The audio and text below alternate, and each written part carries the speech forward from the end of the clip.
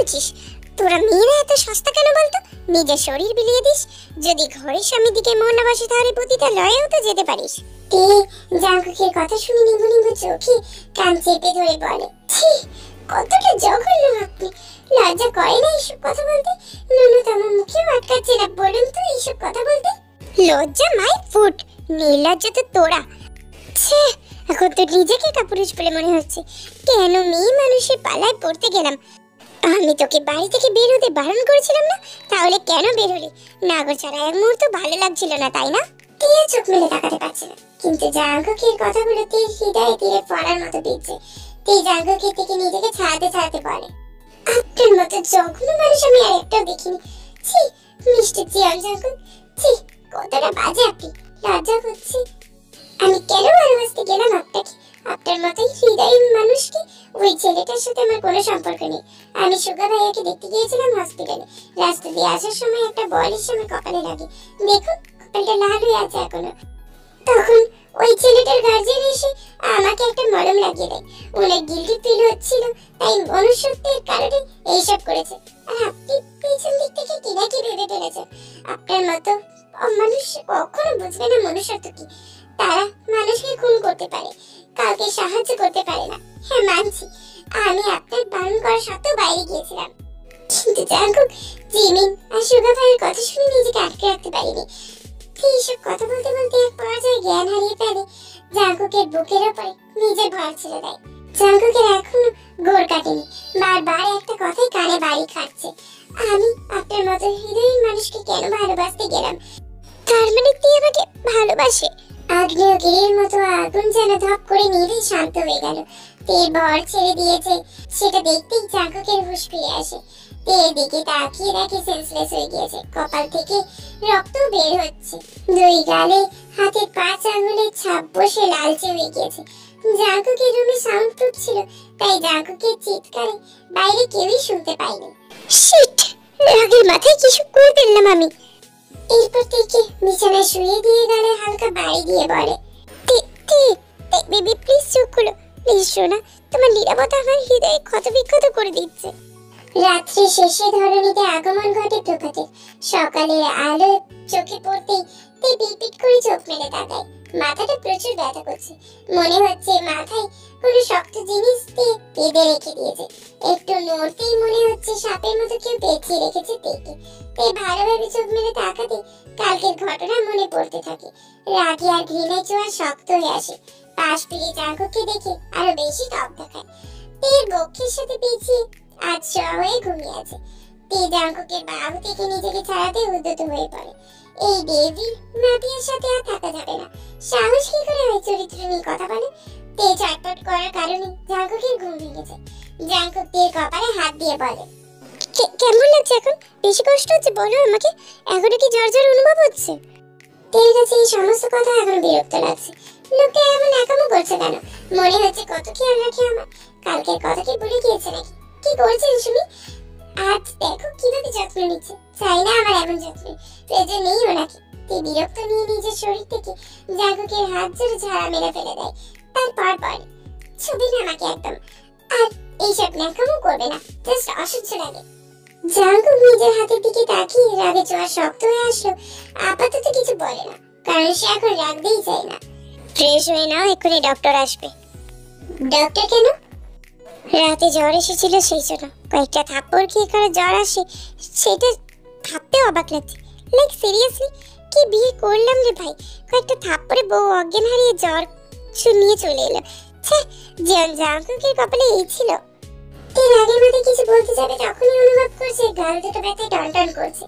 তারপর আস্তে আস্তে বলে, নিজের হাতের দিকে তাকিয়েছেন একবার? দানব আকৃতির হাত, আল্লাহ যে বাঁচিয়ে রেখেছে এতেই আমি অনেক খুশি। তাছাড়া আমার জ্বর এসেছিল কখন? আর আমার জ্বর আসুক বা মরে যায় তাতে আপনার কি? আপনাকে এত কিছু ভাবতে হবে না। জাঙ্কুক এবার নিজের রাগটাকে আটকে রাখতে পারি। খাটের বাতাসে রাখা গাছের জগটা সজনে ফেলে দিয়ে তারপর বলে, ঠিক বলেছিস, তোকে মেরে ফেলাই উচিত ছিল। সারা রাত জেগে জ্বর কমানোর জন্য সেবা না করে একদম গলা টিপে মেরে দেওয়া উচিত ছিল। এমনিতেও আমি অনেকক্ষণ করেছি, আর তোর মতো একটা ঘাত তারাকে মারলে জিয়ান জাঙ্কুকের কিছু আসতে যেত না। তিনি জাঙ্কুকের দিকে অবাক দৃষ্টি নিয়ে রাখে আছে। জীবন জাঙ্কুক রাত জেগে কাউকে সেবা করেছে, তা আবার আমাকে। এটা কি স্বপ্ন নাকি সত্যি কথা?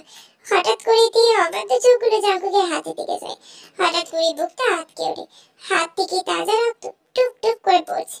তে বিচলিত হয়ে জাঙ্কুকের হাত ধরতে গেলে হাত সরিয়ে নেয়। ছুটবেন আমাকে একদম। আমার থেকে দূরে যাওয়ার ইচ্ছে আছে তাই না? ঠিক আছে, এখনই মেরে দিচ্ছি। আমার থেকে দূরে যেতে পারবে একমাত্র মৃত্যুর মাধ্যমে। তাই এইসব এক্সট্রা কেয়ার দেখাতে আসবে না। আচ্ছা, বারবার মেরে দেবো বলেন কেন বলেন তো? মারতে পারবেন কখনো আমায়? আপনি নিজেও জানেন কখনো মারতে পারবে না। তাই এইসব কথা বাদ দিয়ে মারার হলে মেরে দিন, কিছু বলবো না। আগে হাতটা দেখতে দিন। এবার জোরপূর্বক চাঙ্কুকের হাতটা নিজের ওড়োর উপর রেখে তারপর বলে, ইস, কতখানি কেটে গিয়েছে, কিন্তু দেখি তো মনে হচ্ছে না এখন কেটেছে। এইটা তো ছোট ছোট ছুরির দাগ। সত্যি করে বলুন তো কিভাবে কেটেছে? কাল তো ঠিক ছিল। কি করব, এই হাত দিয়ে কতগুলো থাপ্পড় দিয়েছি। খুব কষ্ট পেয়েছি তবে। রাতে প্রচুর জ্বর এসেছিল। হাত তো আর কেটে ফেলতে পারবো না।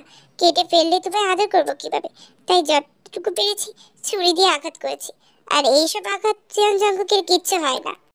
সত্যি একটা মানসিক সমস্যা আছে, না হলে সুস্থ মানুষ এতটা ডেসপারেট কি করে হয়? নিজে কিভাবে কি করে আঘাত করতে পারে? যখন আমাকে আঘাত করেন তখন তো মনে থাকে না। তো এইসব বলতে বলতে মলম লাগিয়ে তারপর ব্যান্ডেজ করে দেয়। জাঙ্কুক তারপর খাট থেকে উঠে ড্রয়ারে একটা পেপার বের করে তের হাতে দিয়ে বলে, এই নাও, এটা তোমার জন্য। তে কপাল কুঁচকে কাগজটা হাতে নিয়ে খুলতেই এক রাশ হাসির ঝিলিক প্রকাশ পায়। খুশিতে আত্মহারা হয়ে সমস্ত রাগ ভুলে গিয়ে জাঙ্কুকে জড়িয়ে ধরে। Thank you mister Jeon Jungkook, thank you so much আমাকে আবার ভার্সিটিতে যাওয়ার অনুমতি দেওয়ার জন্য। জাঙ্কুক শুধু অবাক হয়ে তাকিয়ে রয়েছে। কি বলবি, মেয়ে ভার্সিটি পড়ুয়া একটা অ্যাডাল্ট মেয়ে লাফালাফি করছে একদম বাচ্চাদের মতো। এখন যে আমাকে জড়িয়ে ধরলো, এর উল্টো পাল্টা যদি কিছু করে ফেলি সেই ধারণা আছে এই মেয়ে। না, এই মেয়ে কখনো শান্তিতে থাকতে দেবে না আমায়। অসভ্য ঘাতের একটা মেয়ে আমার অপাত্র ইচ্ছেগুলোকে বারবার জাগিয়ে দেওয়ার চেষ্টা করে। এবার জাঙ্কুকের দিকে তাকিয়ে বলে, এইভাবে জড়িয়ে ধরে রাখবে নাকি ছাড়বে? দেখো, আমার বইয়ের সাথে রোম্যান্স করার একটুও সময় নেই।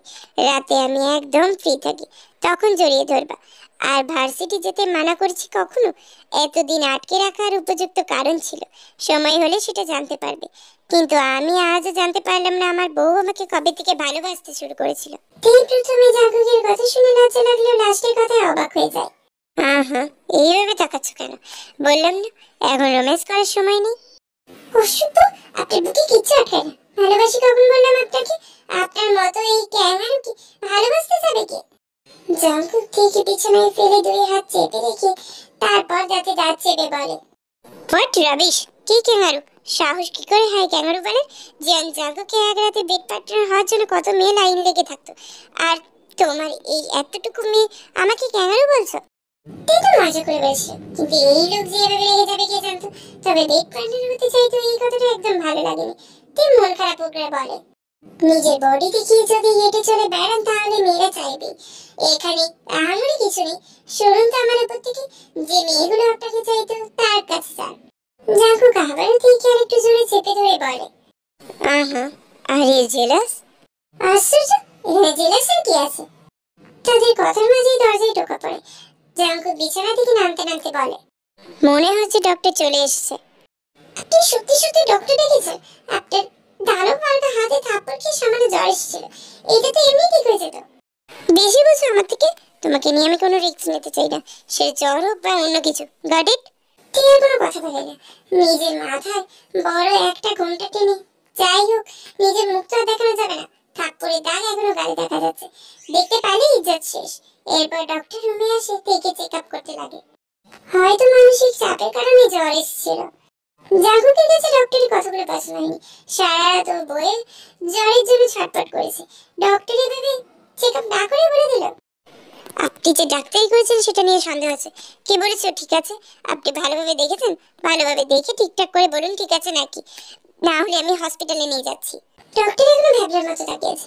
আজ প্রথমবার কেউ তার পেশের ওপর সন্দেহ করছে। সে কারোর বাসায় যায় না। জাঙ্কুকের বাবা ওনার ফ্রেন্ড, তাই ওনার ফোন দেওয়া মাত্রই চলে এসছে। নিজের পেশা দিয়ে অনেক সুনাম অর্জন করেছেন উনি, কিন্তু আজ কিনা একজন সুস্থ ব্যক্তিকে সুস্থ বলায় ওর পেশায় আঙুল উঠছে।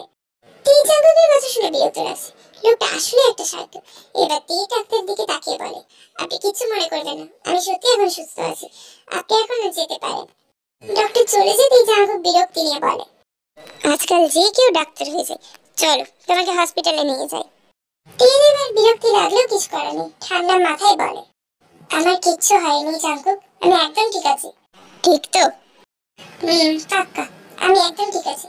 আপনার তো অফিসে দেরি হয়ে যাচ্ছে, আপনি ফ্রেশ হয়ে আসুন। জাঙ্কুক চলে যেতেই তে একটা নিঃশ্বাস নেয়, মনে মনে বিড়বিড় করে বলে, সাইকো একটা।